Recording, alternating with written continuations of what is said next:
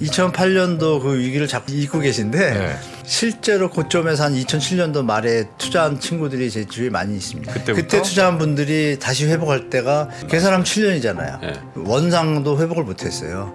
2015년 초 돼가지고 원가를 회복했어요. 잘못 고점에 잡아가지고 기간 대비 수익률 따지면 지금 오른 것도 회복이 안 된 거예요. 그래서 네. 교수님 보시기엔 얼마나 더 빠질 것 같으세요? 수치 이제 경제 이론상 수치상으로는 40%까지 가능합니다. 지금부터? 네네. 40%요? 네. 부동산은 의식주 중에 우리 인간들이 원하는 어떤 대상이다 보니까 가시가 항상 네네네네. 존재하니까 안 빠지고 안 빠진 상태에서 유지가 된다면 어떤 일이 벌어질까요? 빚이 빚을 권하는 사회가 이어지는 거죠. 그걸로 버티게 되죠. 뒤에 빚을 받쳐주는 사람들이 없으면 네. 시장은 언젠가 조정을 겪을 수밖에 없는 상황이 되는 거죠. 그 시점이 지금이 됐다고 봅니다. 아니 이제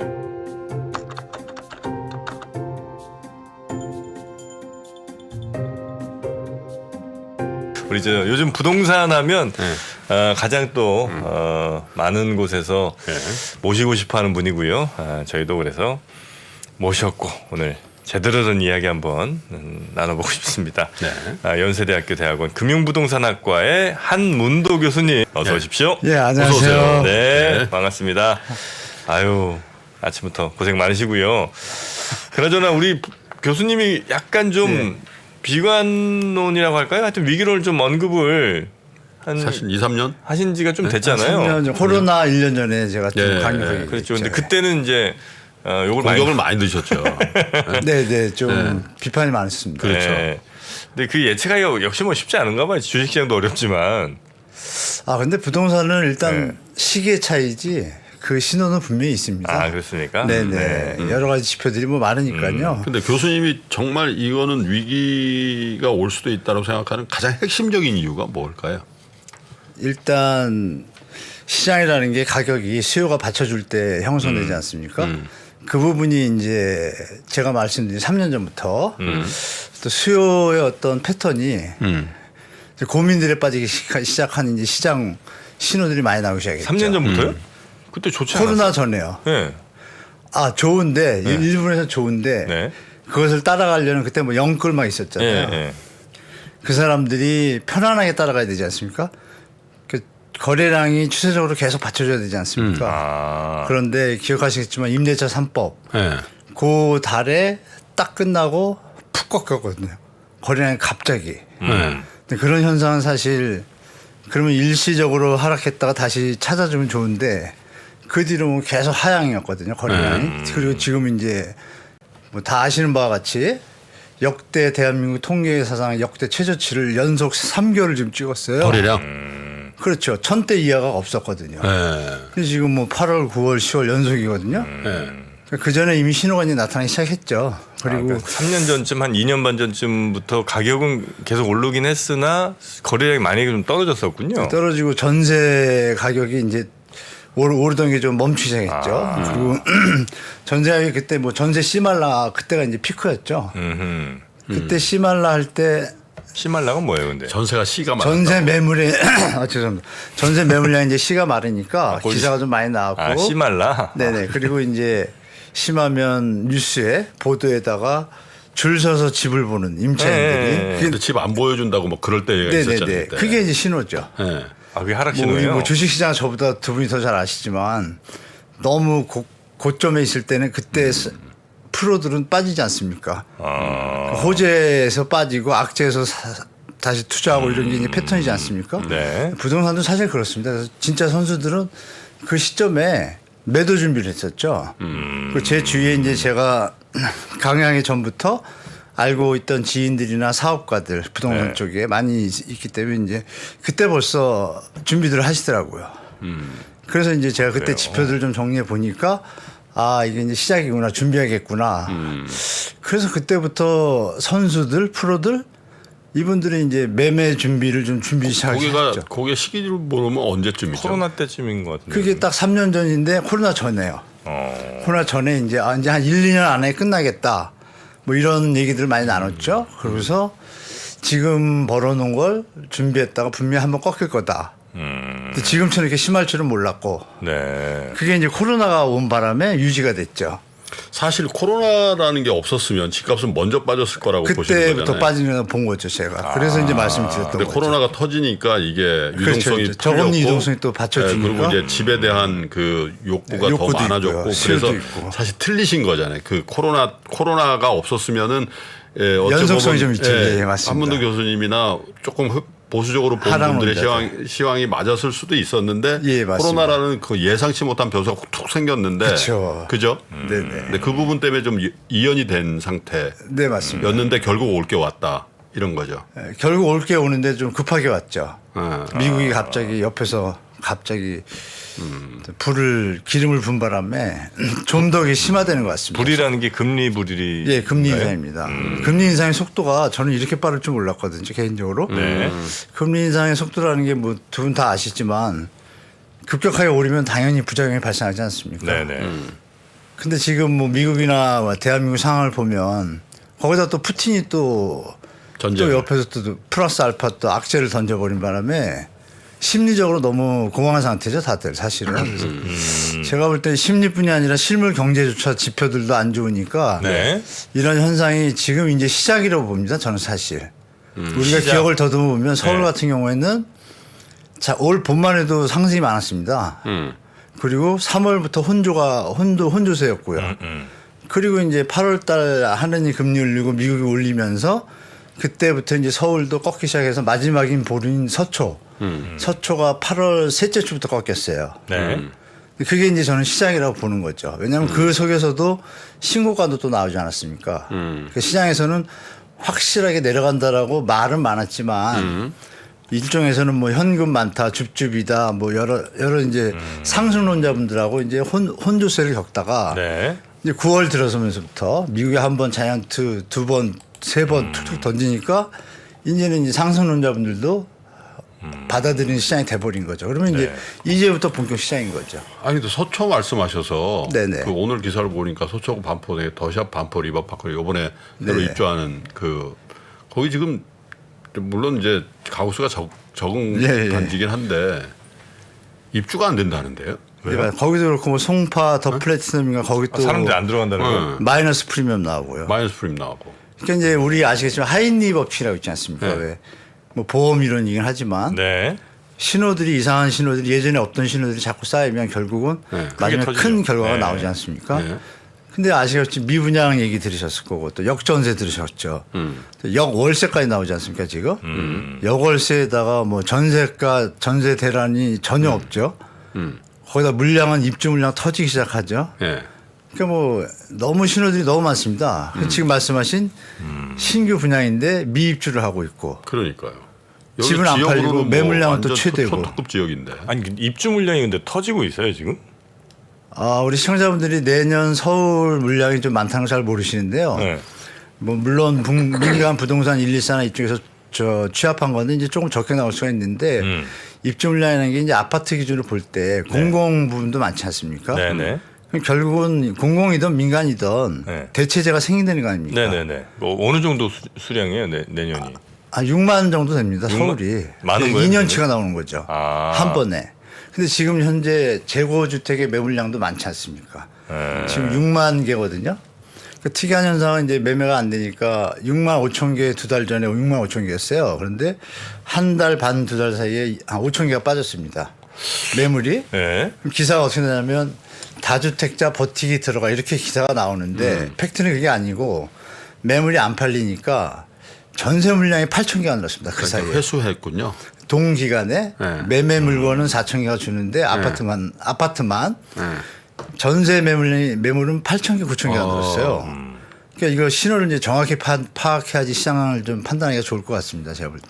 아니, 약간 좀 이해가 안 되는 게 불과 한 2년도 아닌 것 같은데 하여튼 그때만 해도 네. 계속 부동산 가격이 오르는 이유에 대해서 결국은 공급이 부족하다.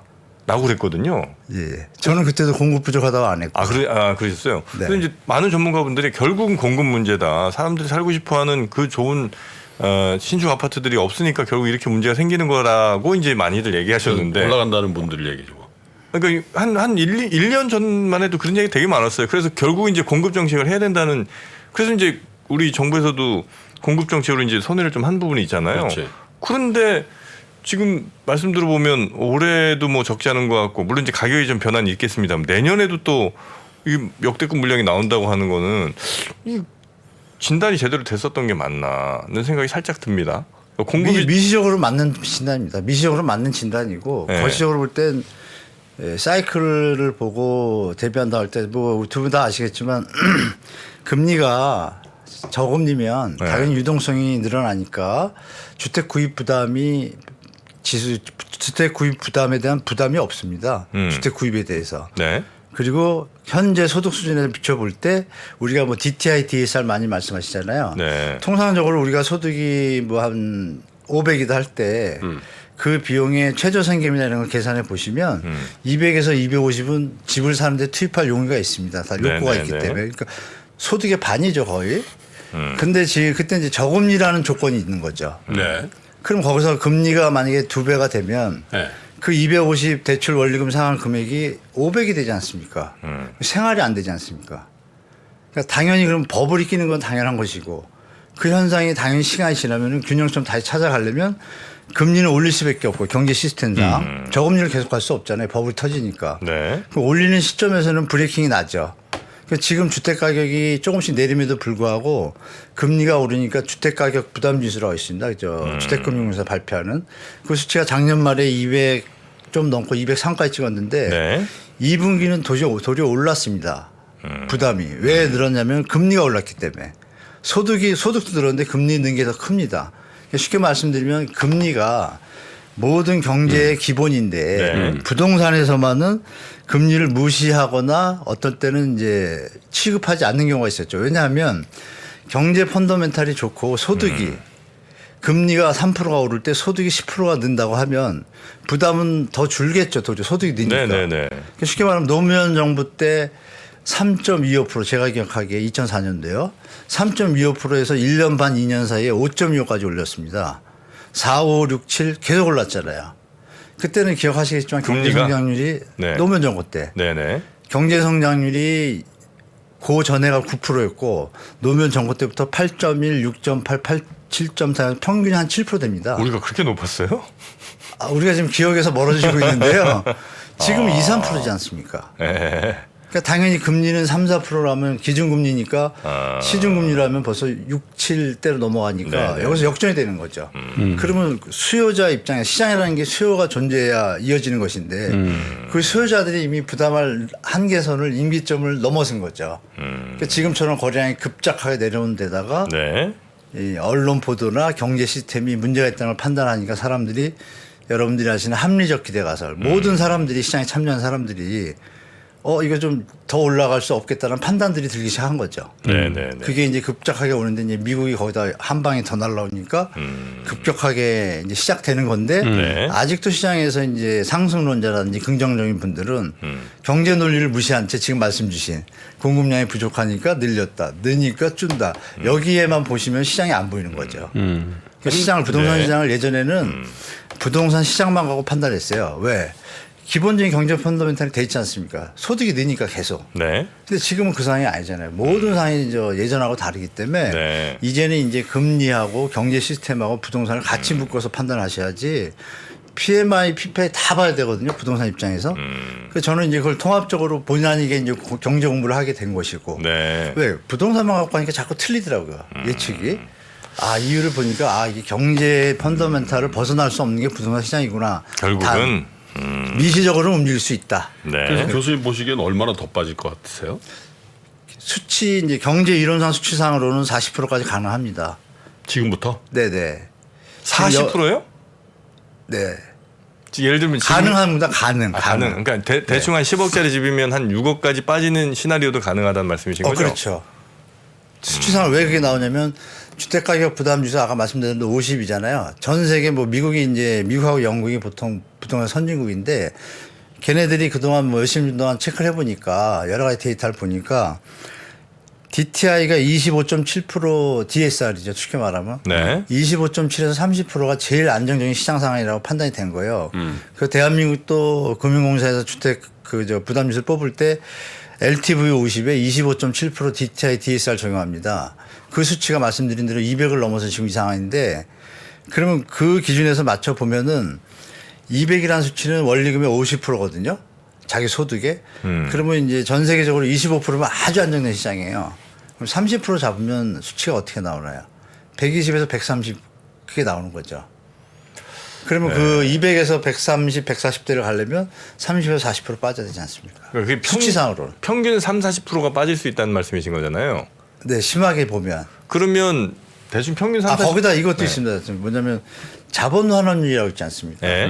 우리가 뭐 이자나 수익률이나 다 같은 개념인데 결국은 분야마다 다르게 용어를 쓸 뿐이죠. 네. 지금 P는 I분의 R을 계산해 보면요. 강남의 아파트들이 그 임대 수익률이 1.7에서 한 2%밖에 안 나옵니다. 그럼 지금 금리가 시중금리가 5%면 반토막이잖아요. 네. 그러면 그 수치상으로는 반토막 난다는 얘기거든요. 당연한 거 아닙니까? 그런 기준에 맞췄을 때 부동산은 의식주 중에 우리 인간들이 원하는 어떤 대상이다 보니까 가시화가 항상 네네네네. 존재하니까 정부에서 또 건설의 어떤 GDP 비중을 계산하면 또 부양치도 쓰다 보니까 약간의 업은 있겠죠. 네. 그걸 계산하면 30%는 기본적으로 가는 게 정상적이고 안 빠진 상태에서 유지가 된다면 어떤 일이 벌어질까요? 빚이 빚을 권하는 사회가 이어지는 거죠.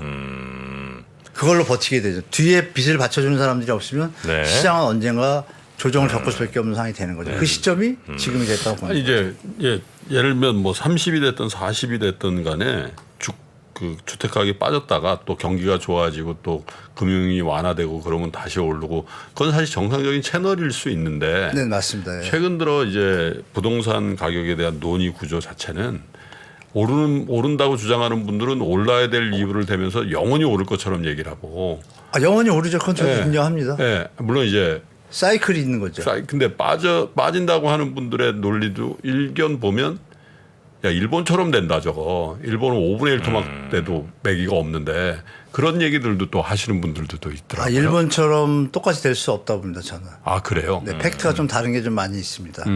그 많은 것도 있는데 우리는 전세 대출이라는 게 좀 있지 않습니까? 그리고 일본은 그때 그 대출의 그 폭이 100에서 120%뭐 됐기 때문에 네. 집값에. 예, 무조건 네. 뭐 업해가지고 대출했고 은행들이 뭐 미국의 버블처럼 똑같이 그걸 한번 겪었던 거거든요. 똑같이 미국이 그걸 따라한 거고 우리는 그나마 이제 학습 효과가 돼가지고 그거를 노무현 정부 때도 그렇고 다행이네요. MB나 박근혜 정부조차도 그거를 갖다 뭐 100% 이렇게 한 적이 없습니다. 그러니까 충격이 그 정도까지 갈 거라고 저는 보지 않습니다. 게다가 집의 물량이 이게 불행인지 다행인지 모르겠지만 우리가 신도시 공급 3기 신도시하고 공공 공급이 발표하고 지금 삽을 뜬 게 없지 않습니까? 네.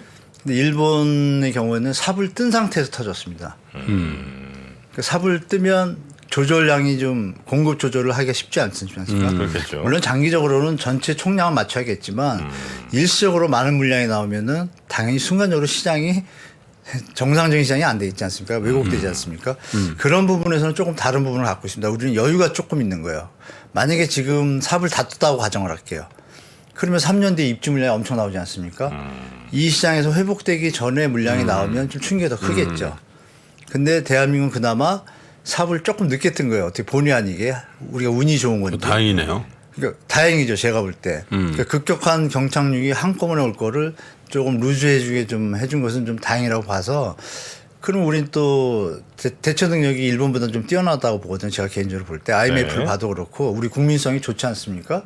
그런 걸 보면은 충분히 조절할 수 있는데 충격은 일본 수준까지는 안 가지만 그래도 일본의 성향은 따라갈 것 같다라는 건 저도 인정합니다. 한 40% 정도의 지금 가격보다는 좀 떨어지는 것들을 아마 예상을 하고 계신데 한 40% 예를 들어 떨어진다고 하면 그건 최대입니다. 최대. 그 최대죠. 예. 그러면 꽤 경우에 따라서는 60-70% 떨어지는 집도 있다는 얘기지. 그러니까 이건 전체적으로 그렇습니다. 지역별, 국지적으로 시장이 다 다릅니다. 그렇겠죠.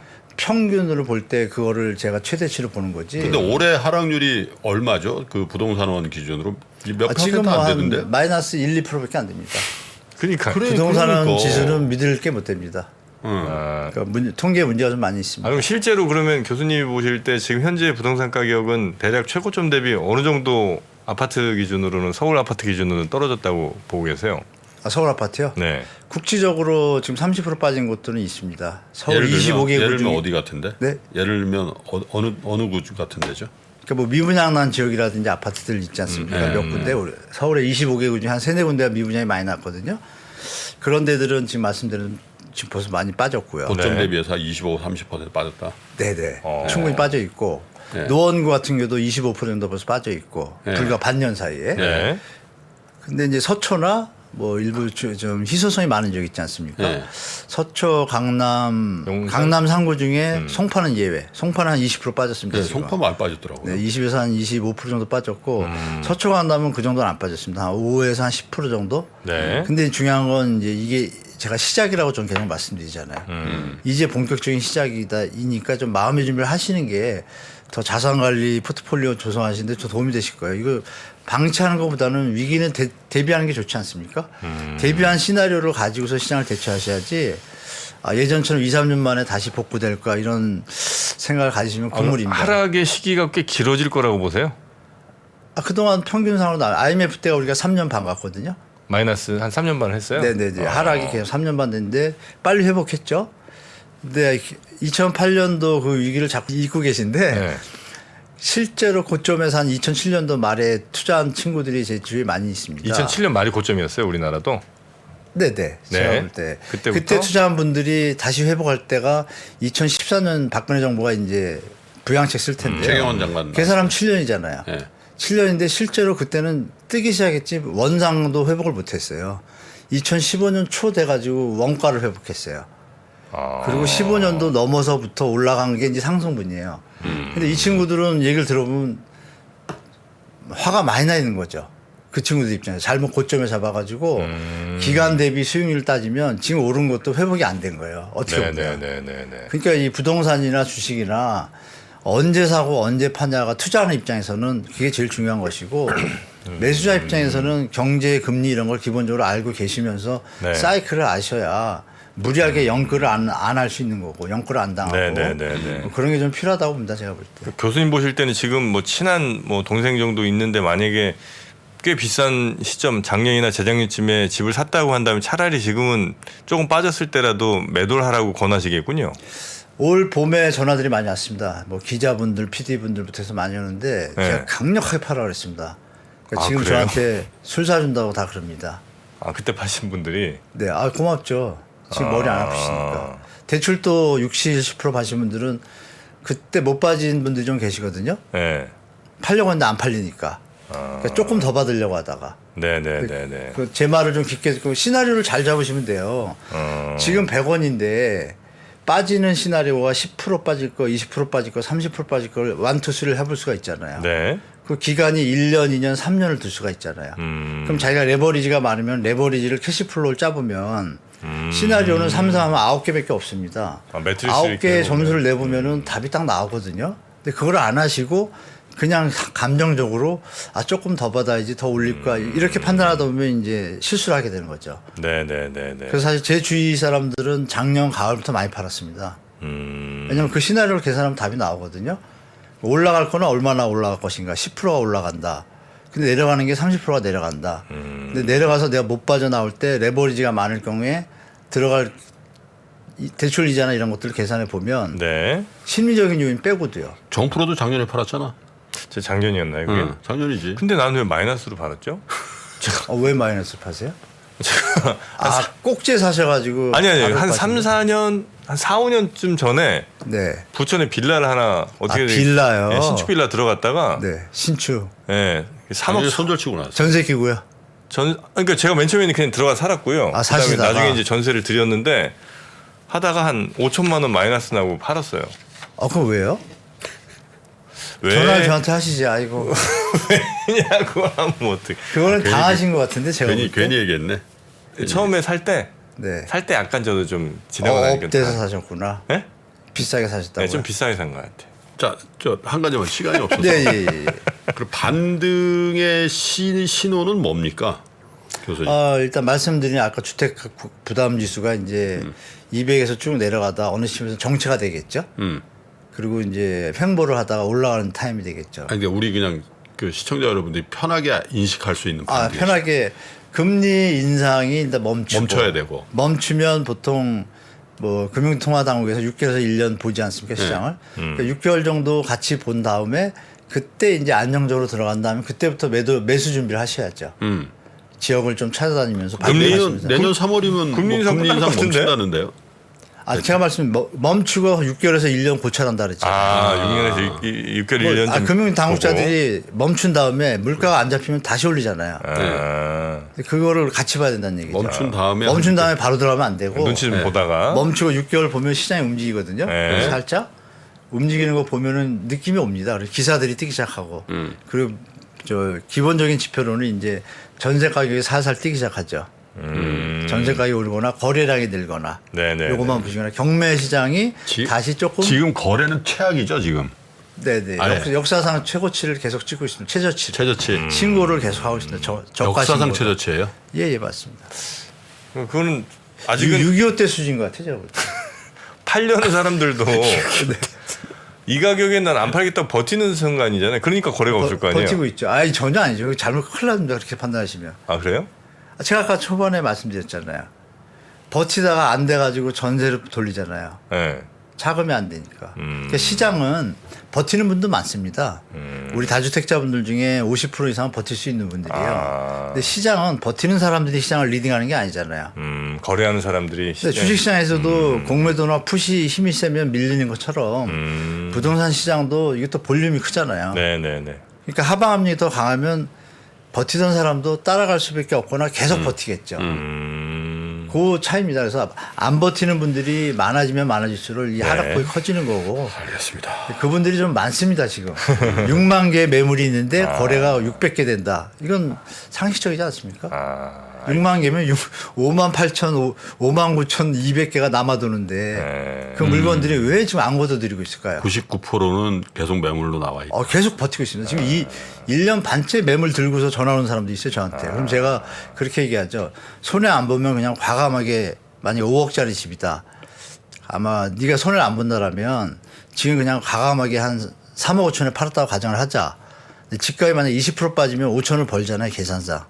그런 계산하고 시장에 대처하고 팔아라 그러는데 그건 용납이 안 된답니다.